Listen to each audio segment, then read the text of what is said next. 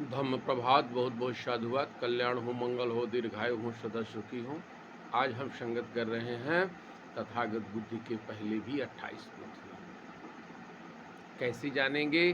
तनहं करो महावीरो, मेधां करो महायशो, शरणं करो लोकहितो, दीपां करो ज्योतिन्द्रो, कोडन्नो जनक मोक्षो, मंगलो पुरुषो समो, सोनो सुमनो धीरो, रेवतो रतिबंधिनो, शोभितो गुण संपन्नो, अनोम दस्सी जनतमो, पद्मो लोक पंजोदो, नारदो वर्षार्थी, पद्मुत्तो सत्यसारो, सुमेधो अग्पुगुलो, सुजातो सबलोक गोपे दस्सी नरस आददस्सी कारणु के धम्म दस्सी तवनो सिद्धत्म अस्मो लोक तिस्सो वरस संपूर्ण पुरुषो वरस संबद्ध विपस्सी चन सिक्खी शब्द बेशब्द सुखदायक हो, कुस्कुंद हो, सत्तवा हो, कोड़ा गमनो रणन हो, कश्यपो ऋषि संपन्नो, गौतमो शाक्य पुगमो, ते संसच्चेन शीलन खंति मेत्ता बलेन चा, ते पितम अनुरक्तम आरोग्यन सुखेन चा।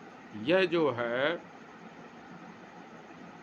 28 अर्थात 28 बुद्ध की जानकारी है आपको। अब हम जानेंगे बुद्ध के 10 बल। ये जानना बहुत आवश्यक है। बुद्ध स्थान को स्थान के तौर पर और अस्थान को अस्थान के तौर पर यथार्थ रूप में जानते हैं। ये पहला बल है। बुद्ध अतीत, वर्तमान और भविष्य के किए कर्मों में विपाक को स्थान और हेतु पूर्वक ठीक जानते हैं। बुद्ध सर्वत्रगामी प्रतिपदा, प्रतिपदा का अर्थ होता है मार्ग, को ठीक से जानते हैं। मार्ग ज्ञान को ठीक से जानते हैं। बुद्ध अनेक धातु अर्थात ब्रह्मांड और नाना लोकों को, सभी जगहों को ठीक से जानते हैं। बुद्ध नाना अभिव्यक्ति अर्थात स्वभाव वाले सत्यों प्राणियों को ठीक से जानते हैं। बुद्ध दूसरे सत्यों की इंद्रियों के परत अपरत, प्रबलता दुर्बलता को ठीक जानते हैं। बुद्ध ध्यान, विमोक्ष, समाधि, समापत्ति, संक्लेश, मल, व्यवधान, निर्मलकरण और उत्थान को ठीक से जानते हैं। बुद्ध जन्मों जन्मों की बात को ठीक से जानते हैं अर्थात पूर्व जन्मों को।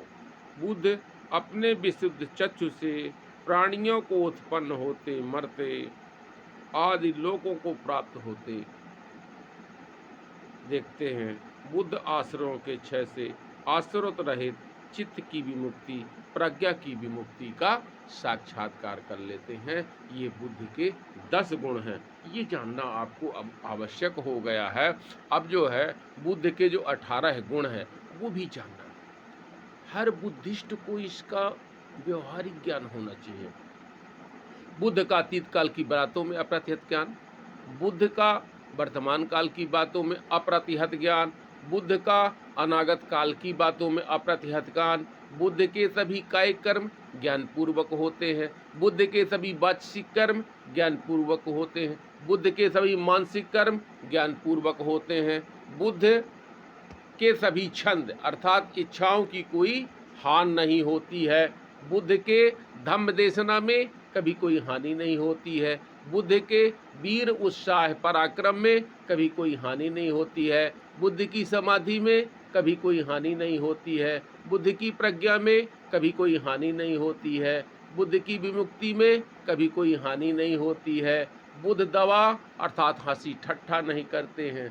बुद्ध में रवा अर्थात गिरावट नहीं होती है। बुद्ध का ज्ञान अस्फुट अर्थात अनस्पष्ट नहीं होता। बुद्ध में बेगायदित अर्थात उतावला मन नहीं होता। बुद्ध अप्यबहमनो अर्थात उद्योग रहित नहीं होते हैं। बुद्धिस्ट के पास उद्योग होना चाहिए। बुद्ध में अपेखान उपेक्षा अर्थात विचार रहित उपेक्षा होती है।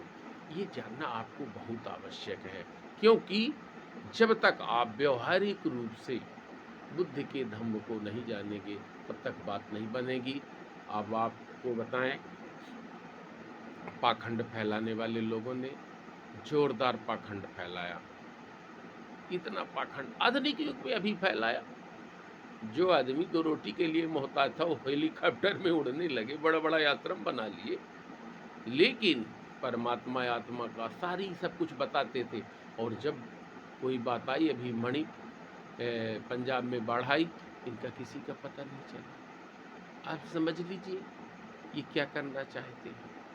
इसलिए आप राष्ट्रव्यापी अभियान में जुड़ो और अतीत काल के गौरवशाली इतिहास को पुनः कायम करो। बहुत बहुत साधुवाद।